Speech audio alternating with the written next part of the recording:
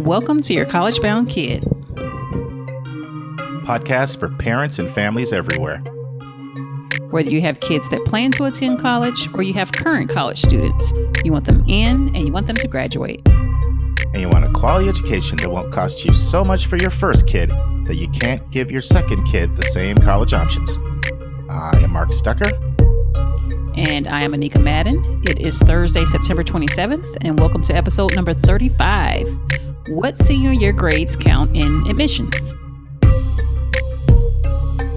In this week's news, student debt seems to be giving way to parent debt. Here's what to do about it.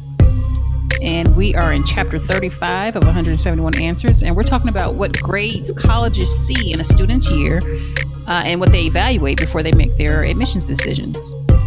And this week's question is from a mom who wants to know if divorced parents can both take out Parent Plus loans to help their child pay for college. And Mark is wrapping it up with Mr. Mike Runiewisz in part 2 and the final part of the common mistakes made on the FAFSA application. Friends, if it sounds like Anika and I have a good time on this podcast, it's because we do. I'm an admissions geek, so I love talking about admissions, and I do thoroughly love talking to Anika. But if it was just me, Anika, and the mic, well, guess what? That's not going to cut it very long. But what really fires us up is you, our listeners. And Anika, I want to share one of several encouraging emails that came in the last week or two. Is that okay? Okay. I can do that? It sounds cool. Yes, you can. So this came in from Kim of Los Angeles, and I share this with her permission. I'm not going to read the whole email, but I'll read portions. So this is what Kim said. I stumbled across your podcast when I searched for college admissions podcasts on my podcast app. As I said, I've listened to many different podcasts, and I find yours most informative and entertaining. I love you and Anika together. I also appreciate that each episode covers several different topics, so there's something valuable for everyone listening every time. Please know you have many listeners who are appreciative and benefit from your expertise. I'll continue to listen as long as you and Anika are there.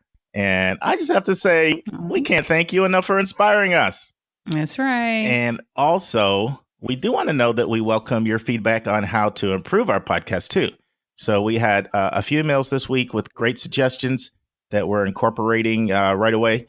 One email recommended that we add the recommended resource to our show notes. Another one recommended we share a few more things about community colleges besides the financial advantages the next time we discuss community colleges. And another one recommended that we have more admission officers as interviews in 2019. So Thank you all for our listeners and just helping us and encouraging us and inspiring us. What do you think, Anika? Any thoughts? Well, kudos to those listeners, because these, what I hear from a lot of Mark is that they are seeking out information. So the fact that they're doing that and they're being proactive in that planning process, it speaks volumes, because people are out there hungry for information. And that is very encouraging to know that people are aware, at least, that there is something to know. So that in itself is phenomenal. And I can't thank them enough either, Mark. Well, one other thing, when you email us, just so you know, we're going to ask you to give your feedback, and you're going to get to actually play a role in shaping our show, because it's for you. It's all about you guys out there. So keep those emails coming to, what's the email again, Anika? questions@yourcollegeboundkid.com. Bingo. Let's turn to college hot topics in the news.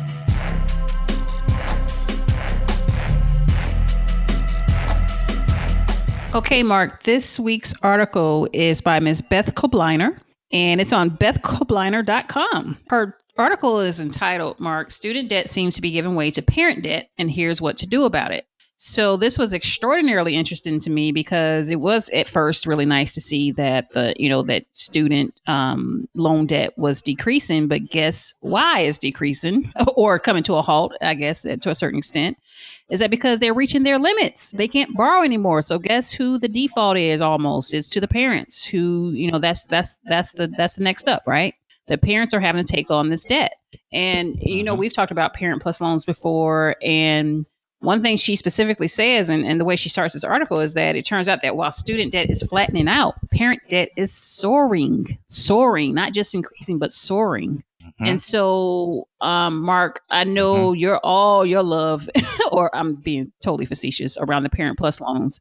But it's one key thing that reminded me of your biggest beef with the Parent Plus loans, is that they give you basically anything you want, as long as you don't have adverse credit. But the fact that, these parents can make $2, but they'll give you $1 billion is very alarming. So she goes into several ways to curtail some of this. But Mark, I want you to dive in and let's just hear your immediate thoughts. And then I'll start with a couple and then we'll kind of dive in that way. Is that okay? Yeah, absolutely. So I think it was a great intro on you. You teed it up nicely. And so our listeners may be wondering, what do you mean people are capping out on the student loan? So let me talk a little bit about how it works. So when students fill out the FAFSA, they automatically will qualify for the federal direct student loan. There's a few conditions. You can't have certain drug offenses, and you have to have permanent residency or U.S. citizenship. There are a couple conditions, but most people meet those conditions. But that loan, which is the only loan that I really like, I've said that many times, it has caps in place to prevent students from irresponsible borrowing. And those caps amount to $27,000 over 4 years. If you decide you need a 5th or 6th year, you can get $4,000 more. So the loan's capped out at 27 over 4, 31 over 5. Now, if somebody wants additional money, it's difficult to get because it's going to require a parent cosigner. And that parent cosigner, of course, is on the line if the student defaults. Furthermore, unless you have a very high credit score, and I'm talking 780 or higher, you're not really going to get an attractive rate. So either because you won't qualify, it's also not always easy for a lot of people to qualify. So either you won't qualify, you won't get attractive rate, or parents will say, I'm not putting my neck on the line. So that means a lot of students don't have enough money to go to the dream colleges that they have decided they have to go to. So what has been happening, instead of people staying within their budget, a lot of people have been saying, you know what, we're going to go to that dream school. And that's forcing the parents to take out more and more and more money. As Anika said, and as we've said in many episodes, Parent Plus loans are only looking at adverse credit history. You can loan up to the cost of attendance minus any aid that you receive from the colleges. So just tonight, literally, Anika did a session, this is late afternoon from 4 to 6, and a student was interested in Auburn University, out-of-state student, and they were going to have to take substantial Parent Plus loans out. So that's what happens. But unfortunately, I was able to talk the family out of it, but sometimes I can't talk families out of it. And so the Parent Plus loan debt has been ballooning up to $37,180 per undergrad is what Mark Pancherwitz, I've mentioned this before, I've learned more about him than anyone else in the field when it comes to understanding how paying for college works. So that's his projections based on some proprietary formula he's developed.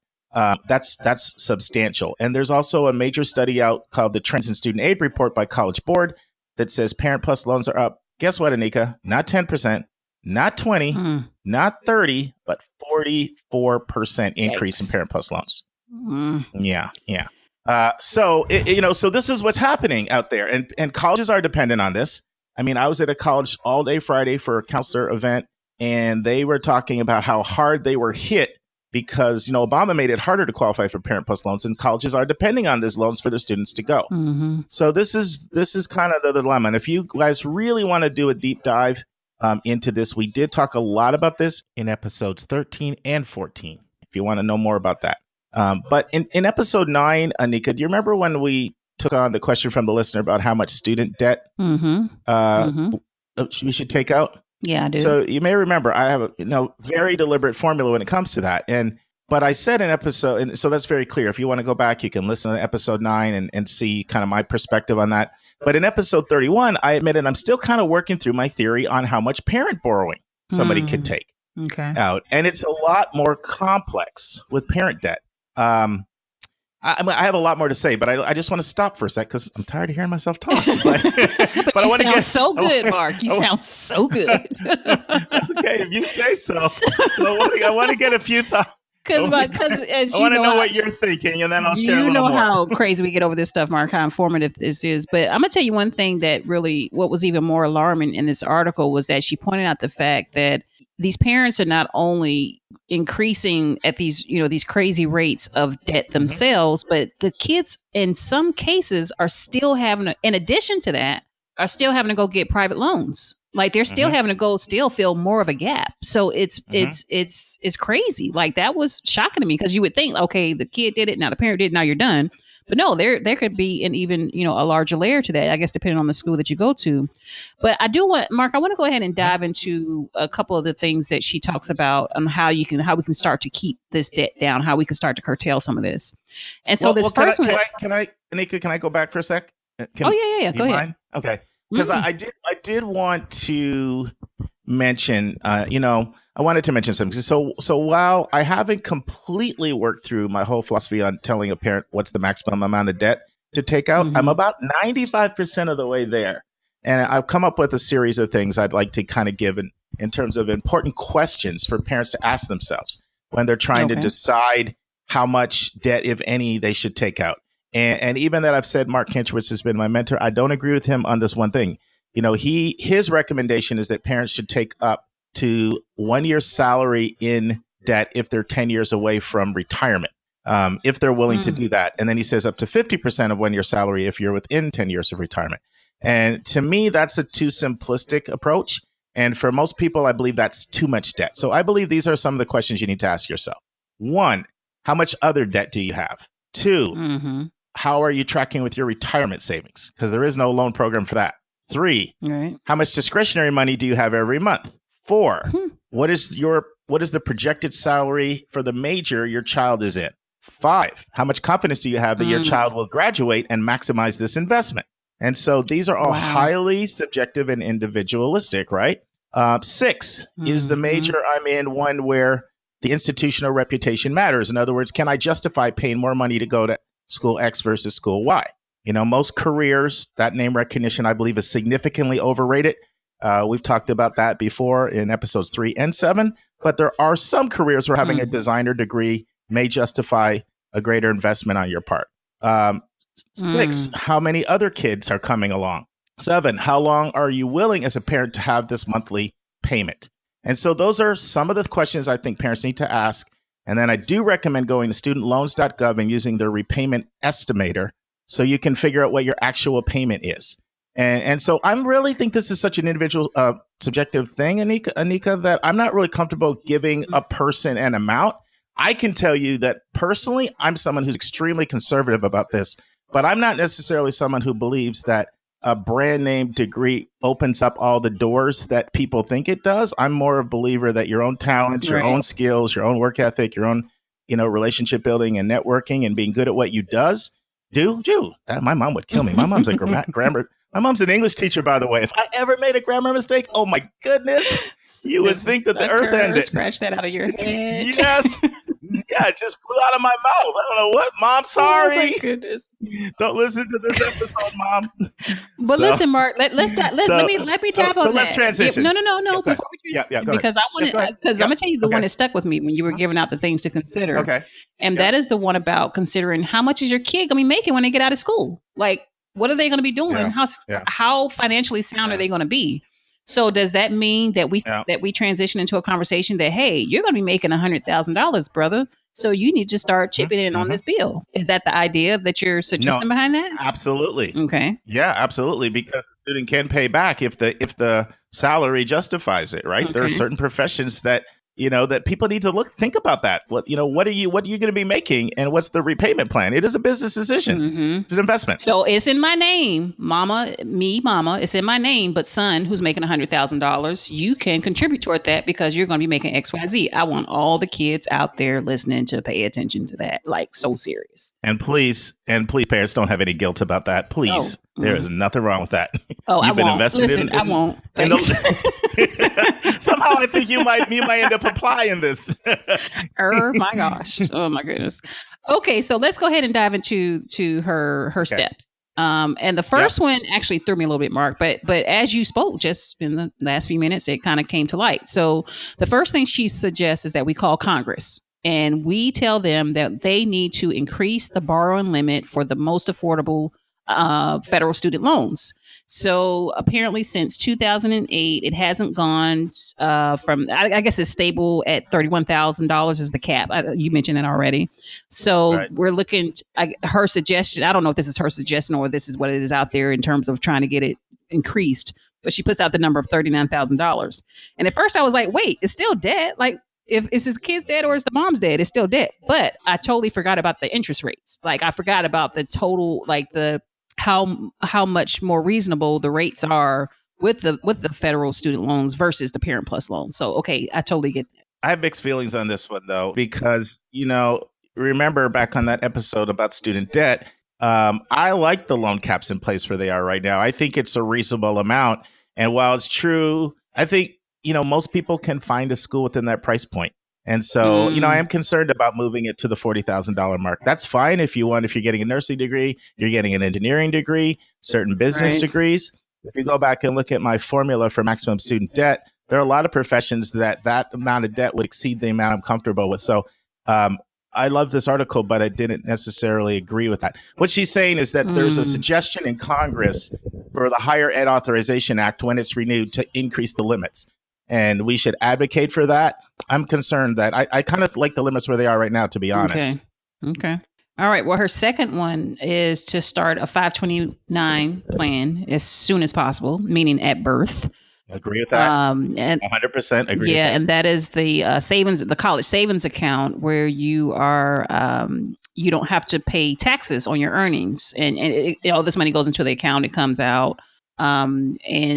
Mark, you can explain this much better than me, but yeah, your investment grows, tax free, compounds tax free. And also there 35 states have tax breaks, also state tax breaks. So it's the best college savings plan. The only thing with 529s, I mean, I love them. The only problem is usually when people find out about them, a lot of times, a lot of times elementary parents aren't thinking about college. So the people that tune into broadcasts like this are in 12th and 11th grade. Right. And it still can be helpful, but it's very hard for your money to compound when you're starting late. It's worth it, but you're not going to have the nest egg that you'll have if you start early. So this is fantastic for, it's really going to help people in middle school and elementary and younger even more. Right. Okay. And then her next one is to have the college talk early with your child. And this is about the realistic conversations about this is what we're going to do as a family. Like that's pretty clear cut, right?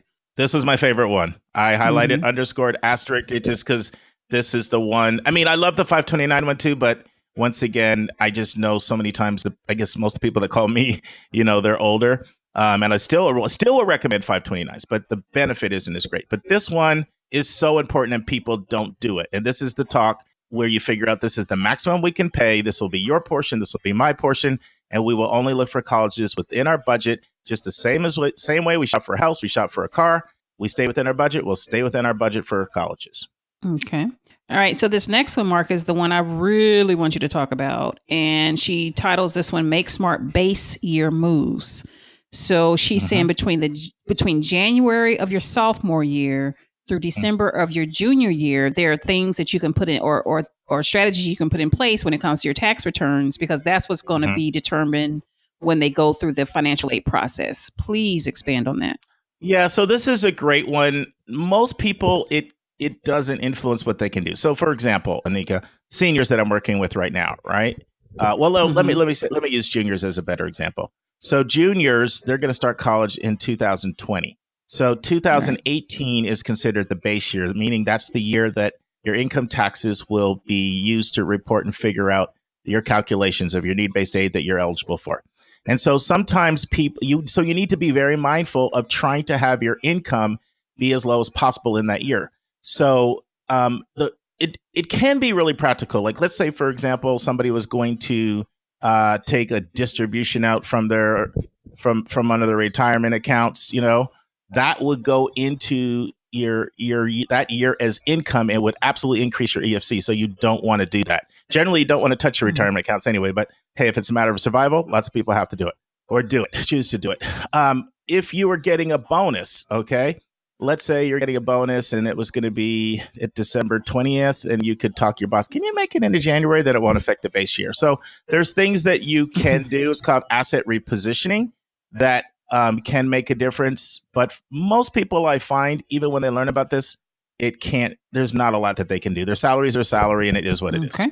All right. So Mark, she's got a few more, but I'm just going to mention my next favorite one and then I'll let you wrap this thing up. But the next one, the one that I was drawn to the most is that she wants you to have your kid max out their federal student loans first. So I would think that people would do this anyway, but I guess it's a thing that they don't. No, they don't. Yeah. No. So this actually is another extremely important one. So what happens with some parents, Anika, is they're like, I don't want to give my child any debt. I just don't want to do that. I don't want them to be saddled with that. I'd rather take the debt on than them. And so they actually take Parent Plus loans out instead of student direct loans, right? Mm-hmm. And that's crazy to do that because you're paying a much, much, much higher interest rate, much higher origination fee, 4 times as much actually. Payments start accruing earlier, doesn't have some of the protection. So it's better, if anything, to take out the student loan. And if the parent really strongly feels that way, then the parent can pay the student loans back, or the parent can split the student loans with the kid. Mm-hmm. So that's what she's saying. Don't jump to parent loans or any other loans, private loans, any other loans until you've maxed out that $27,000 over 4 years or $31,000 over 5. Okay. Any final thoughts, Mark, around anything else Ms. Kobliner had to say? No, I just loved her whole article. I thought it was fantastic. And parents, please don't take out too much debt for your child. Don't. I had a parent tell me earlier this week, that if I'll take out $80,000 in parent loans if I have to for my child to go to college. And I knew the income wasn't fantastic in this case. And I said, I will be over at your house stopping you from doing that. That's what I said. So parents, just love your kids. But, I had a parent tell me this week, Anika. They said, my love is unconditional, but my money is not. And I thought, you know what? I kind of like it. Amen, parent. Amen. Now it's time for our step-by-step walkthrough of the college admissions process.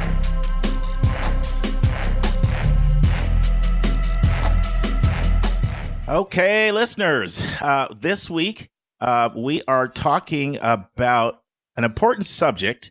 And for our first-time listeners, we take a chapter from a book I wrote called 171 Answers, which deals with the 171 most frequently asked questions that I get as a college coach. And we turn each one into its own chapter. And we take one chapter every week and we hit on a few key points. So this week, the question in that chapter is, which grades in the senior year count? Which grades are admission officers looking at? So Nico, what do you want to say to start this off? I have a lot of thoughts. Okay, so let's start with the fact that I did not realize it was a thing that kids thought that senior grades didn't matter. Like, I didn't realize that was happening. So I got to stop you for a sec. Nika. So there are schools. There are a lot of schools that will admit you at the end of your junior year.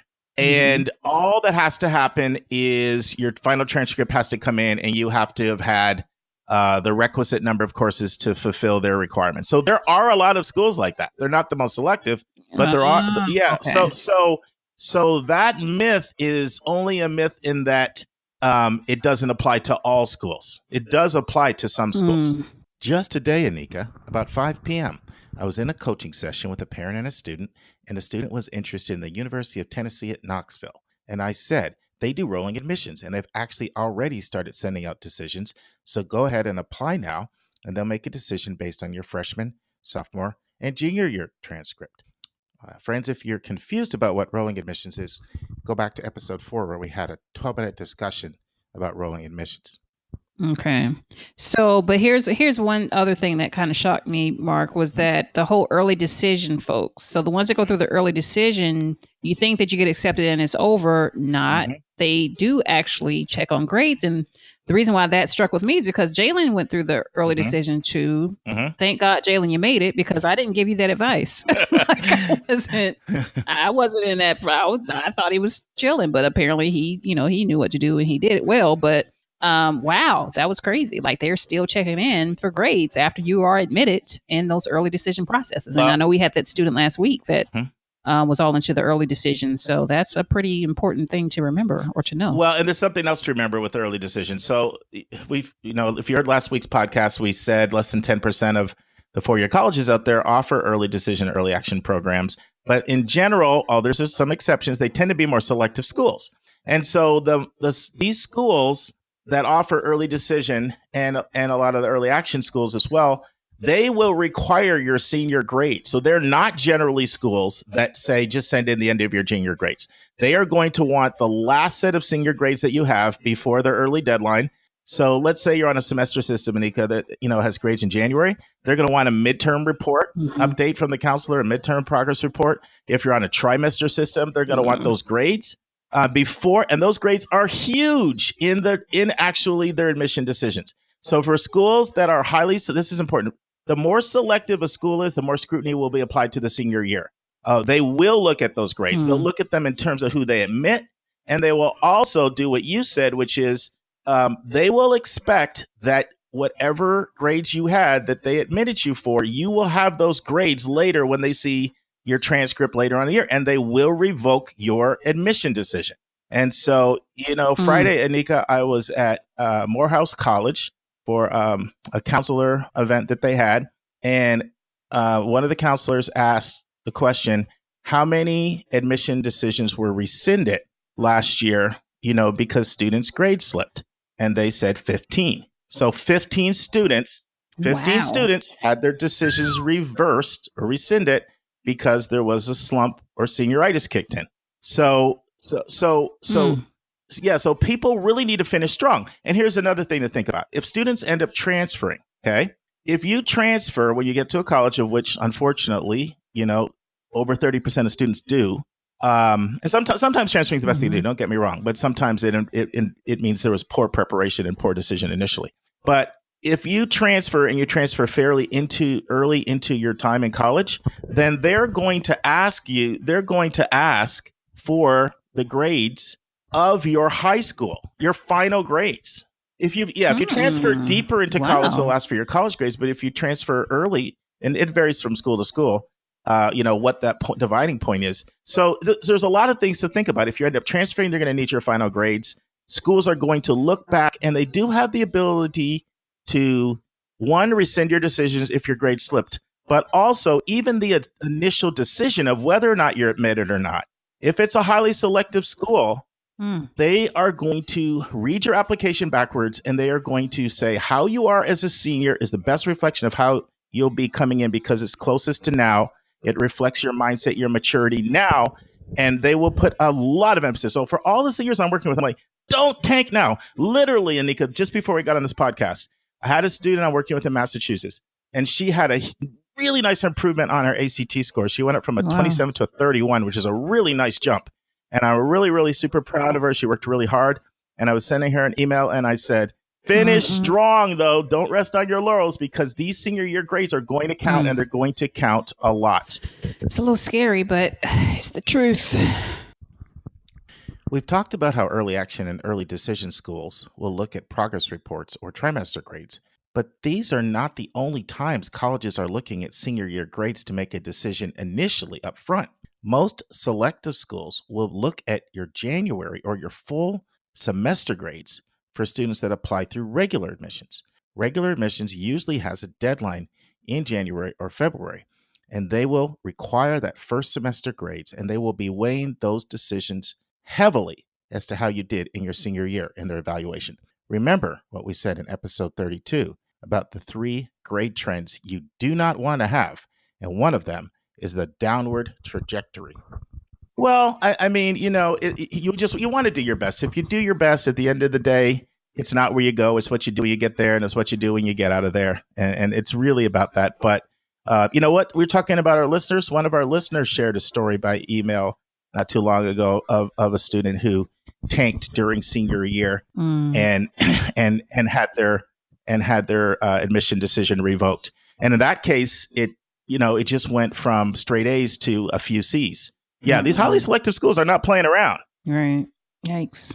Now, they understand that there will be a little bit of slippage, but not major slippage. So really, Anika, we've kind of talked about 2 things, right? We've talked about what grades are used, what grades are even seen to determine if you are admitted, right? That's one thing. And then what grades are reviewed at the end, and how much grade dippage can you have to still have your acceptance honored. So we've kind of conflated 2 things, but the bottom line is senior year grades count, and they count for selective schools. So don't tank.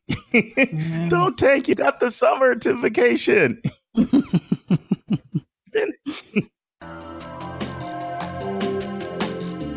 It's time for a question from one of our listeners. All right, Mark. Our question is from Miss Christine. She is from Wilmington, Delaware. And Mark, she wants to know if parents who are divorced and live in different households, can they both take out Parent Plus loans to help their child pay for college? Good question. Yeah, so this is actually a great question. And the reason why it's a great question is most colleges require the FAFSA only. And if a college requires the FAFSA only, then the only person that has to fill out the financial aid form is what's known as Parent A. It used to be called the custodial parent, all right? Mm-hmm. And so it's the parent that the student lives with 51% or more of the time.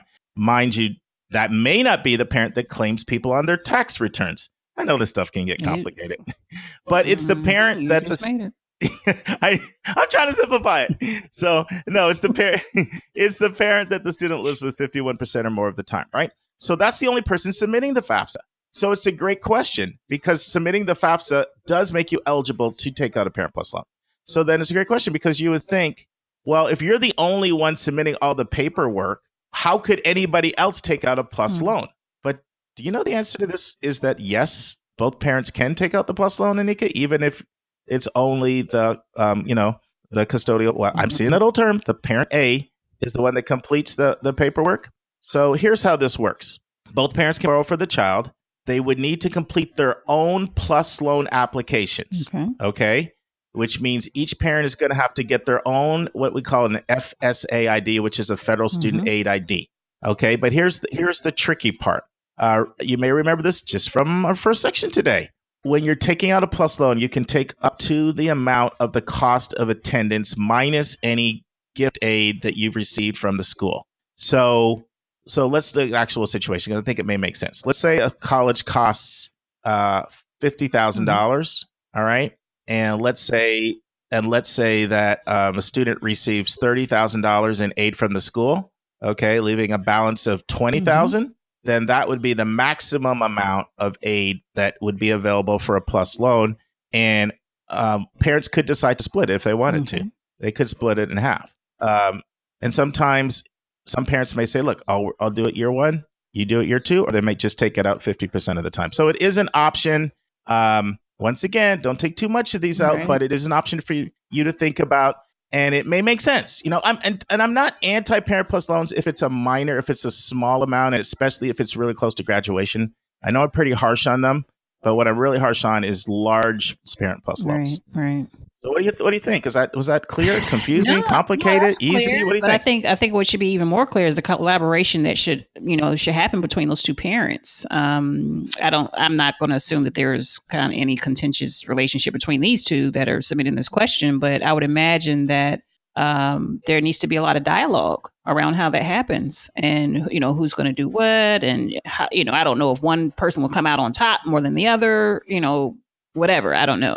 What do you think? Well, Anika, can I say something? I'm so glad that you brought that up because I have worked with a family. Actually, really wasn't that long ago. I'm not going to say any more details because it's, it's obviously really personal.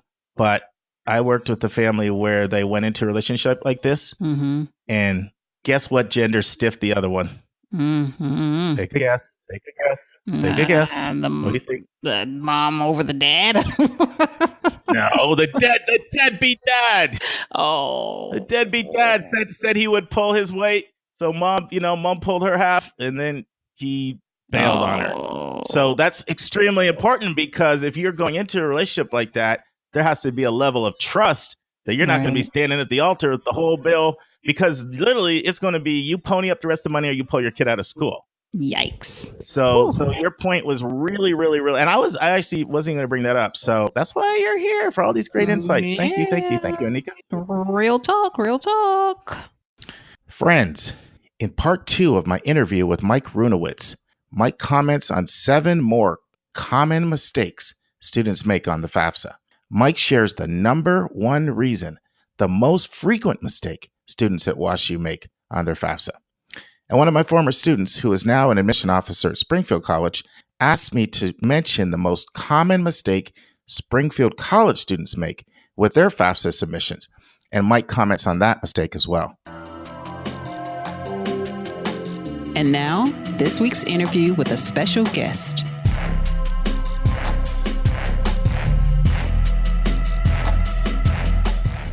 So our 10th one, and this is one, boy, did I see a lot of this year. It's called not responding to verification letters. So I'm sure that's a new term for some people, Mike, but I'm going to ask you to explain what a verification letter is. And it seemed like since they've gone to early FAFSA, particularly for Pell Grant recipients, there were just a lot of verification letters, even more so than normal.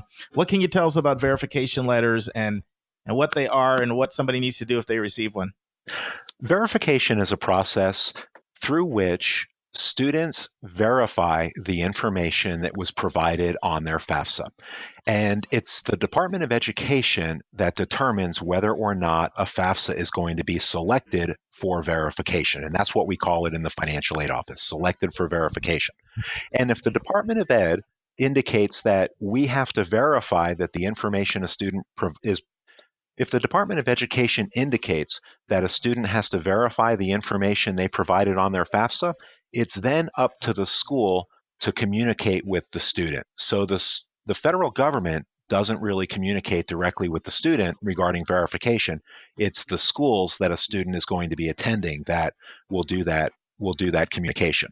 And every school is required to notify a student in writing on paper that they've been selected for verification, and then schools will provide students with the information that they need.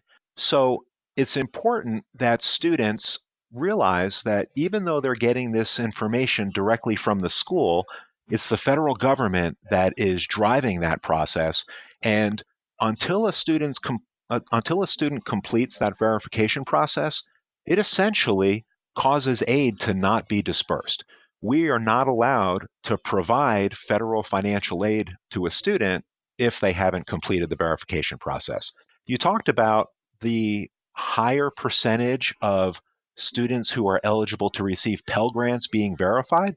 That's one of the things that, to me, it's one of the things that I get really animated about, because I think that it is standing in the way of access for students. We're asking students who generally they come from households who don't make an exceptionally large amount of money, certainly, and we're asking students to jump through additional hoops just to get the aid they need to attend college. So it's important for students to pay attention to those notices from schools and to follow those steps. Financial aid, it's a complicated process, but it's easy if you take it one step at a time and don't think about the big picture. Think about the one step to get to the end result. What are some of the common reasons that you see that students get verification letters? Anything you want to share on that? The most common reason that we see that students get verification letters is because they're coming from either a lower income background, or the information that they've put on their FAFSA is incomplete in some way or appears incomplete in some ways. What we don't know exactly is what the federal government's algorithm is to select students. It's kind of like the federal government doesn't share which students they're going to select for verification. So all schools see is which students ended up getting selected. And schools across the country have seen this year that the number of students in the federal Pell Grant range who have been selected has been much higher than previous years. Interesting. Now, our 11th common mistake, and this is very similar to the 10th mistake about not responding to verification letters, is just not responding to correspondence or communication in general from the financial aid office. So I know you have experience with this. So give us a story or two, and maybe comment on a couple types of communication or items of communication that your office may be reaching out to a student about that is not a verification letter. Absolutely. So when a student completes a FAFSA, there's a lot going on behind the scenes. So the FAFSA is being matched with the selective service office, which means that did a student register for the draft if he's required to. It does a match with the Social Security Administration. It does a match with Homeland Security. And all these things are happening behind the scenes. So the federal government, the Department of Ed, may let us know that we couldn't match this student's Social Security number, so you have to verify that they're a citizen. Or we couldn't match this student with the the Selective Service Administration, and you have to verify that they've registered for the Selective Service. And it's those things that will have the effect of grinding the aid application to a halt. We've got to confirm the information that the student provided on their FAFSA is correct, but it's not technically part of that verification process. It's just the government needs us to get a little bit more information. Yeah, and I think while we're talking about this, Mike, I think this would be a good place to talk about sort of demystifying the notion that the financial aid office is the enemy, and the financial aid office is out to keep everybody from receiving any aid that they can because they want to hoard it. Do you want to debunk that and just talk about my experience? Financial aid officers are fantastic people. They go into the profession because they like helping kids, and sure, they may not be able to always give a student how much they feel they need, or sometimes maybe even how much they do need. But I think a spirit of cooperation on the part of the student or the parent with the financial aid office is absolutely in the student and parent's best interest. Anything you want to share about that? Well, I do, and this is one of the areas that's really important to me. And the reason is, this upcoming year, I'm going to have 2 students in college. So I'll have half of my kids in college in this upcoming year. And before my oldest, who's going to be a senior in college this coming year, I went to a financial aid night at her high school, and I listened to not a financial aid officer, but I listened to a financial aid consultant. And the financial aid consultant told the audience exactly what you had implied.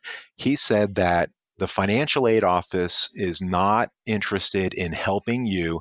They're interested in helping their institution. And that's 180 degrees from the truth.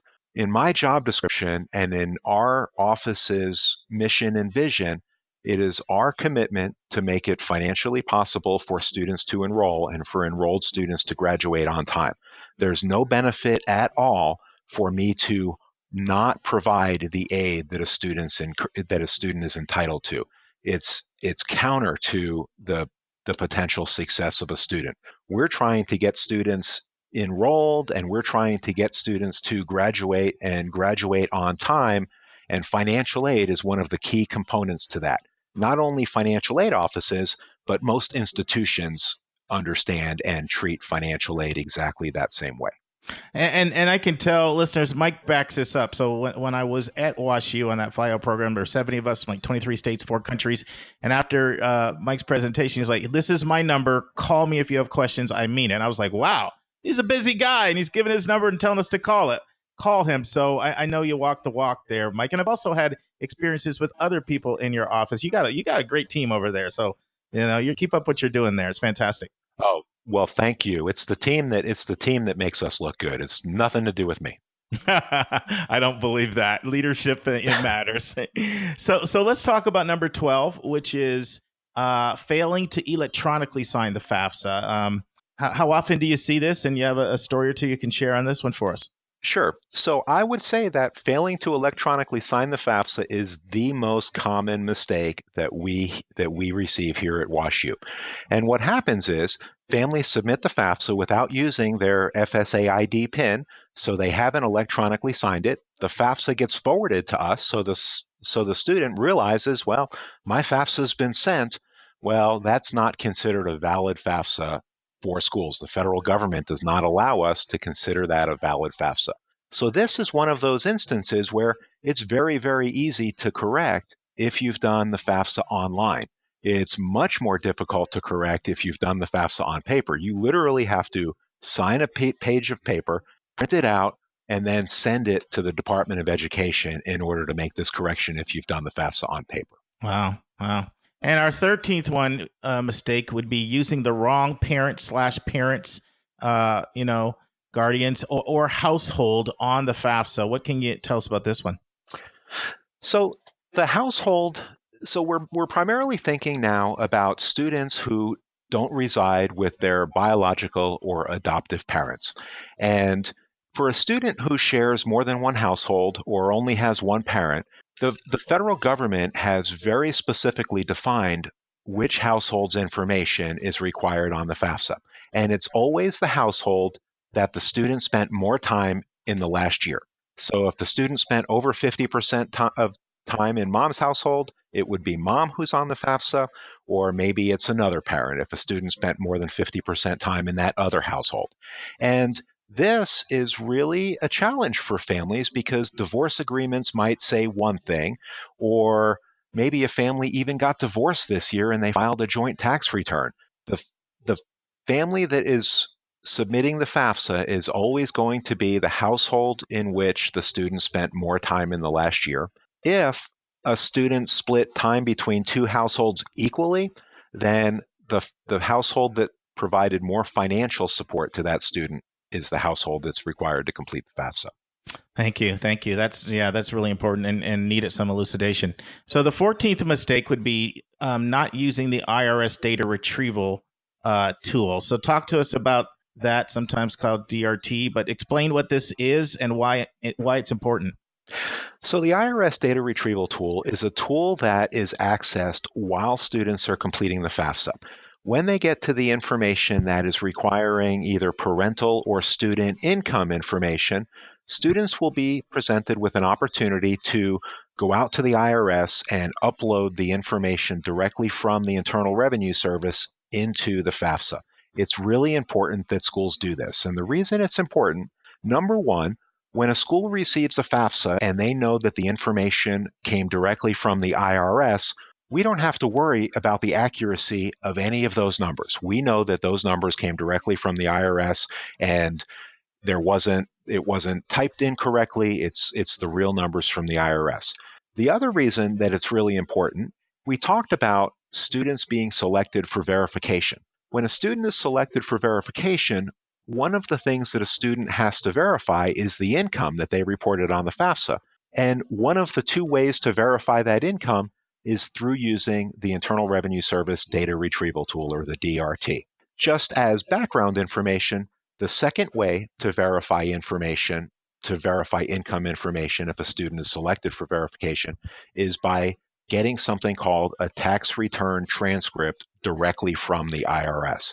So it's only IRS data that schools are allowed to use to complete that process for students.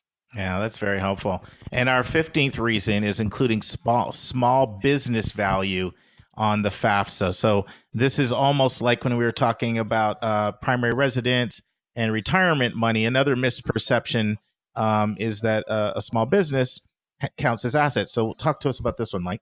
That's right. So when a student is completing the FAFSA, if a family owns a business and the family has to own at least 50% of that business, it's then considered a family-owned business, and that business has fewer than 100 full-time equivalent employees, then that business is considered a small business, and the value of that business is not reported on the FAFSA.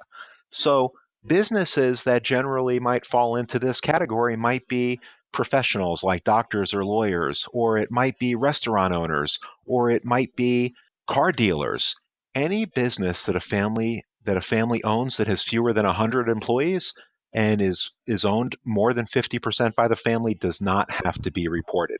And if it is reported, it's the same kind of an error as reporting home equity or reporting retirement assets. It's another asset that we see that's going to reduce a student's eligibility for financial assistance. And our 16th one, and I have to give one of my former students who's now an admission officer at Springfield College, Ashley Sempowski, I have to give her a shout out on this because I told her that I was interviewing you, Mike, and she said, can you please make sure that you talk about this one, which is our 16th one? And this has to do with a student listing head of household on the FAFSA, but then when the tax returns come in, it says filing jointly. So a couple of things, Mike. Is this something that you see every year? And talk about the complications that occur when this happens. Absolutely. Well, first, Ashley, thank you for this question. I think it's a really appropriate one. And Mark, yes, we see this every single year. And the reason that this poses a challenge is we're required by the Department of Education to do something called resolve conflicting information. And conflicting information means we have information that does not agree in multiple places. So when a student indicates on their FAFSA that they're filing their tax return as head of household, and then we ultimately find out that the tax return was actually filed as married filing jointly, that's considered conflicting information, and schools are required to resolve that. So we then have to reach out to the student, and the student has to either correct the FAFSA because the filing status is correct, or they have to correct their filing status with the IRS. And it seems crazy that a student might have to update their taxes based on the information that we get on the FAFSA, but that really happens sometimes. So families really need to think about, how did I file my taxes in the tax year that the FAFSA is looking at? Great. So those are our 16. Let's take a break to learn about Mark's recommended resource for the week.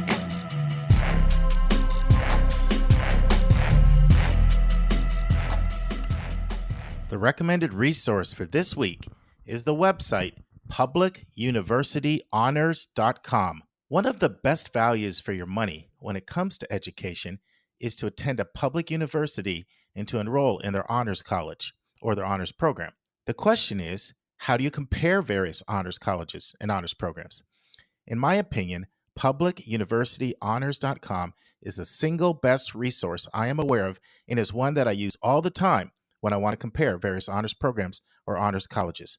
Some of my favorite links on this website include methodology. Here's where they explain how they evaluate the top programs they selected. Choosing an honors program, 20 questions to ask. Understanding the 4 types of honors classes. Top honors programs. Now this link features 50 programs that they've identified as the top ones. And one thing that really impressed me is that John Willingham and his team intentionally do not rank these programs and colleges 1 through 50 because of the imprecision of such rankings, something we've talked about many times in this podcast.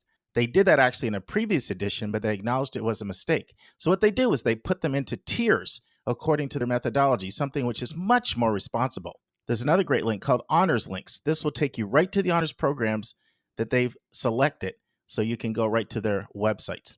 I wholeheartedly recommend publicuniversityhonors.com. It is the work of John Willingham, and it is a stupendous resource. We will now return to my interview with Michael Runiewisz. I do want to ask you one last question about the FAFSA, Mike, and then I think we're FAFSA'd out for the day. But why do some schools require the FAFSA even when students are not applying for aid? What can you tell us about this? Well, I think this is a really interesting one. And the reason that schools may require the FAFSA, even if you're not wanting to be considered for financial aid, is the federal government allocates different financial aid programs to schools differently. And the federal government has a financial aid program called the Federal Work-Study Program. And that's a program through which the federal government subsidizes the salaries or the wages of student workers. And the Federal Work-Study Program, one of the factors that goes into how much money a school receives in federal work-study funding is the proportion of their student body who submits a FAFSA. The higher the proportion of a school student body who submits their FAFSA, the more potential money they might receive through the Federal Work-Study Program. And that's better for students and for schools. And we've had a situation here where I've got a good friend. He's got a student who's the same age as my oldest student, going to be a 4th-year college student, and his son goes to a private college in Illinois. And that college actually gives his student a $1,500 per year scholarship only for completing the FAFSA. And it's simply because they want to encourage students in their population to complete the FAFSA so that they can get the most possible federal work-study funding. So I'm not suggesting that all schools are going to give you a bonus for completing the FAFSA, but schools might ask you to complete the FAFSA, and that's why they might be doing it. But it's not that uncommon. There's a school here in Georgia that gives a $500 award to the first certain number of people that get it in, just to encourage early submission. So you can't expect that, but there are some perks out there sometimes. Absolutely. So Mike, we're winding down here, this is the part where I kind of put you on the hot seat a little bit, because I know you could spew out aid stuff in your sleep, but instead of just Mike Runiewisz, the financial aid maven. We're going to humanize you a little bit, have some fun, and ask you 5 quick questions. We'd like to do these at the end of our interview. So the first is your favorite food. It's pizza, 100% hands down. Nothing like some good pizza. Does not get old. Your favorite vacation place. My favorite vacation place is almost anywhere there's a beach, but my preference is Sanibel Island in Florida. Nice. Now, where is that about? Is that on the Tampa side or St. Pete, or is it? Yeah. So Sanibel Island is about 150 miles south of Tampa on the west coast of Florida. So almost due west from Fort Lauderdale, Palm Beach. Yeah, the Florida beaches on that side. I'm sorry, South Florida. They are so much better. Everything from Panama City to Destin to all the way down. So I love that's coming from. I grew up in Fort Lauderdale, so I think it says something coming from someone who grew up on the other side of the state. Yeah, you have cachet when you say that. So the next would be your favorite TV show. I know you're so busy with financial aid. There's not a lot of time for TV, but everyone's got a couple guilty pleasures here. Well, my guilty pleasures have to do with home improvements, and I will tell you, I'm almost embarrassed to say this. My favorite TV show is a show called Renovation Realities, where it's often a husband and wife team, but not always. They tackle a renovation in their house, and of course they can't do it because it's more complicated than it looks on TV. And they follow these families through, and I can imagine the stress and excitement as families are working through that process. See, now I know why reality TV shows are so popular. If they even reached the financial aid gurus, Our fourth one is your favorite book you've read in the last few years. I think that my favorite book that I've read in the last few years is I just read one the other day with my son, and it's called The Lost Hero, and it's one of the Percy Jackson novels. And it's the first time that I ever read a book. My son and I created a book club together. Nice. And he's going into 4th grade this year. So we just finished that one last night, in fact. And, it's the most recent and the most on my mind, and I think my favorite for the last year or so. I like the son bonding idea. That's good. It's good stuff. The last question is your favorite piece of advice for students and parents who are listening. My favorite piece of advice is don't let the perceived complexity of the process stand in the way of you applying for financial aid and for really reaching for any of the goals that you're trying to achieve. Because one thing that I would tell students and parents and anybody that I interact with, if you don't try hard for something, you're not going to achieve what you hope to achieve. Love it. So listen, Mike, I have to admit, you're at one of my favorite schools. I love your school. You've got 3 of my students there right now. I'd be remiss without asking you to tell our listeners a little bit more about WashU. So WashU is here in St. Louis, Missouri. We're a highly selective private institution. We're a research-focused institution. We have about 7,000 undergraduate students across 5 divisions. And we have a medical school, we have a law school, and we have a school of social work who are just for graduate students. We have generally about 1,800 entering freshmen each year, and we've hit that target this year. So we're getting ready to have our new students arrive on campus here in the next 4 weeks. Yeah. And I'll tell you, one of the students I worked with some time ago, she was doing an MD PhD at an Ivy League school, whose name I won't mention. And she said, if I had to do it all over again, I would have gone to WashU. They have the best program in the country. And I kind of made a mistake on that, but I'm going to make the best of it. So I'll just throw that out there. Well, very good. So listen, Mike, this has been awesome. I really appreciate everything. A lot of people are going to benefit from this, and we're going to really get this out to a lot of schools, a lot of organizations, because people are leaving so much money on the table by either not completing the FAFSA or completing it incorrectly. And I know you're really busy, and I just really want to thank you for your time. Well, thank you. It's been an honor and a pleasure to be with you today, Mark. Great. All right. We'll keep in touch. Take care, Mike. All right. Thank you. So, Anika, as well as our listening family, I want to share something with you. After my interview with Michael Runiewisz was done, we continued to email each other a lot, and we kept asking each other, are there any other important tips that we didn't share that we think the listeners would benefit from? And there's a couple of things that we just want to comment on. One of the things I brought up to Michael, I said, Michael, should we talk about the fact that a lot of people go to the wrong website because there's for-profit websites out there that try to take advantage of people. And that is a point, but Michael brought up a really good point. He said that this is something they stopped talking about a few years ago because the Department of Education reached an agreement with FAFSA.com. Well, that was the big culprit. FAFSA.com would get all this traffic and charge people. It would like try to, fabricate like it was the real deal.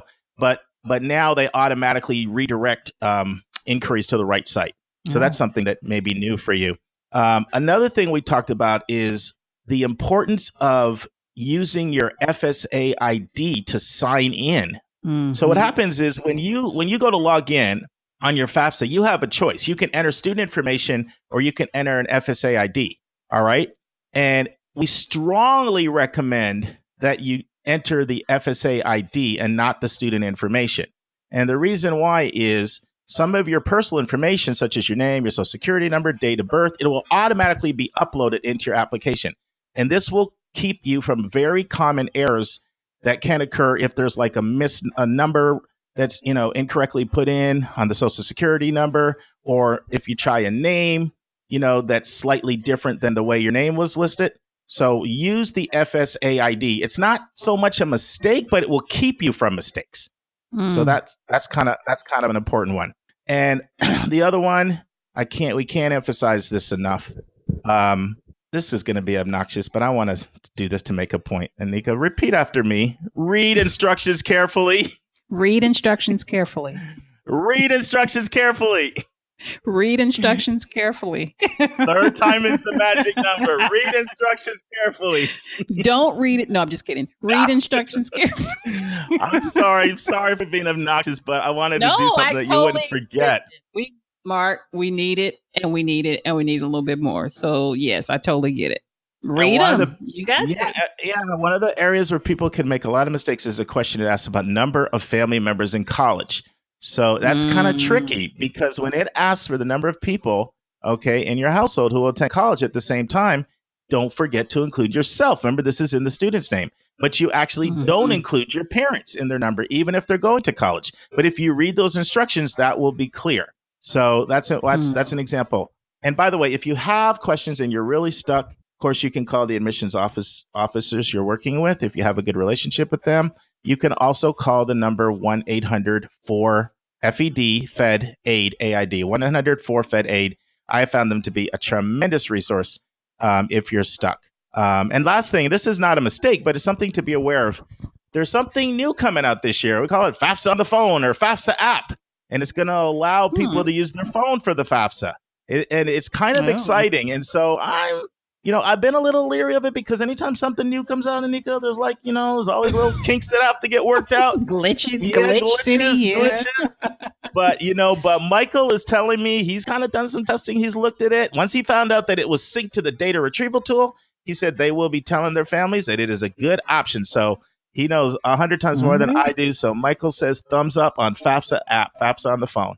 So those are just a couple little bonus points there. Awesomeness. Let's hear the rest. Next week in the news, peril for small private colleges.